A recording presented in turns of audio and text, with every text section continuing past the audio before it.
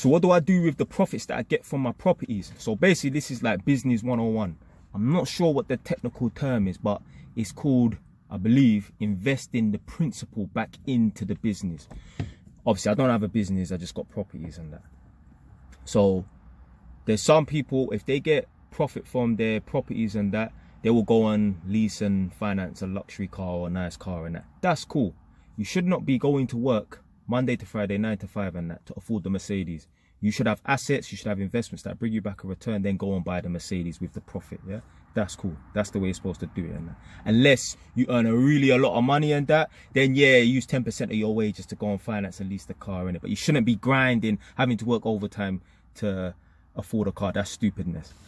But what I've been doing with my profits from my properties and that, obviously I don't drive a luxury car, obviously. If you lot know my car, yeah, when I say my car, I mean I should say my cars. It's one physical car, but there's about 10 cars in this Ras Clark car, if you get what I'm trying to say. The amount of parts that I've had to put into this car, innit? So obviously I don't have a luxury car. So what I've been doing with the profits, and I don't spend it, I don't need to. I earn so much money from my job, I don't need to spend the money and that. With my first property, I had it rented out for a year, and I just stacked and stacked and stacked the profit, and I never spent it. What I actually spent the profit on is I had to pay stamp duty for my most recent property. So let's say I got a property on Smith Street. That was my first property. I stacked and stacked the profit and that, and I had like 5 grand, let's say, after like, I don't know, 12 months. That's a decent little profit, yeah. 5 grand saved up, untouched after 12 months. Had 5 grand saved up. I never spent a penny of that money. I took that 5 grand and literally spent it on the stamp duty that I had to pay for the next property purchase. Let's say that's called John Street. Yeah, I ain't gonna give out the names of the streets where my properties are, innit? So I took the profits from Smith Street, which was £5,000. I wanted to buy another property around the corner called John Street. I took that £5,000 and spent the majority of it on the stamp duty and a little bit on conveyancing for the most recent purchase. Now, with this John Street property, yeah, I'm buying the flat opposite, yeah, this John Street property, yeah.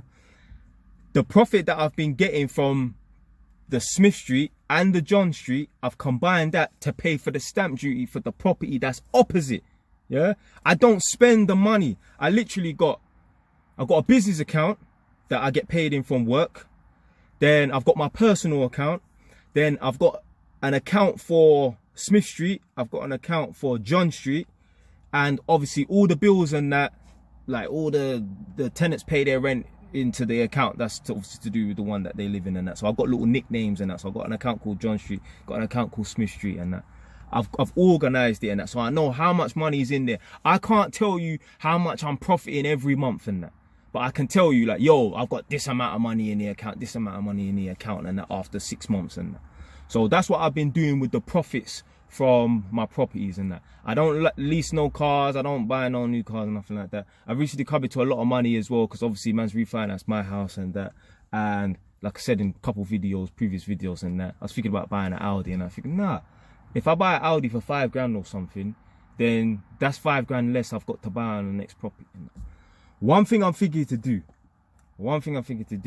so my house is worth 210, and it's just a normal house, mid-terrace, so I've got neighbours on either side.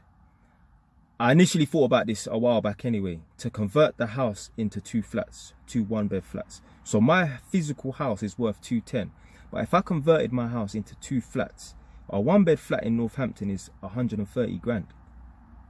So therefore I would have 2 flats, so 130 times 2, that's 260. If I done that, obviously I refinanced it, I could pull out some money. But then what I thought to do was build an extension, do a loft conversion and create the top floor as another separate flat. So I could have a ground floor flat, a first floor flat, and then a second floor flat. So ground, first and second, 3 one-bed flats. That would be 390 grand potentially. So if I even just put in like 50 grand, let's say, and done a loft conversion and converted the whole house, it won't cost me that much. But let's say, yeah, I put in 50 grand and that. If I got that property revalued at 390, let's say the current value, the current mortgage on the property right now, yeah, is like, I don't know, 150. If I was to put 50 grand into it and then I refinanced it, the property would be worth 390. Yeah, so you do 390 minus 150. Obviously there's going to be fees and the exit fees you have to pay and that, but literally man could walk away with the best part of like 220 grand. I'm telling you, this fucking property thing is a goal, man. You just need to know and understand how to play this game. Even shit like building properties and that, if I was building properties and that, I would build flats. So instead of having one physical building that could be like a 5-bed house, I would still have the same size physical building, but have like 4 1-bed flats in there, or 5 studio flats in there. Because each flat is going to be worth more if you add them up. So if you add up all the flats within the physical building and that will be worth more than a 5-bed house and that. I wish I had an example to show you. But basically, like on the estate that I live in, there's like a physical building. They've got 4 flats in there. Now, each flat will be worth 130 grand. So we're talking like 400. So 520, as opposed to there's properties right next door to it, like on the same terrace, which is the same size, but that's a 5-bed house. The 5-bed house is only worth 260. But a similar building that's on the same road, 5 doors down, that's a flat that has 4 or 5 studio flats or 4 or 5 1-bed flats in, that's worth about 520 if you counted all the units and that. So I would always build a building. If I was going to do it, when I do it, I'll build a building and have flats. I would never like build houses and that, because you can get more for flats if you build flats as opposed to houses and that. Anyway, hopefully you ain't confused at that. Stay wise. Ton no.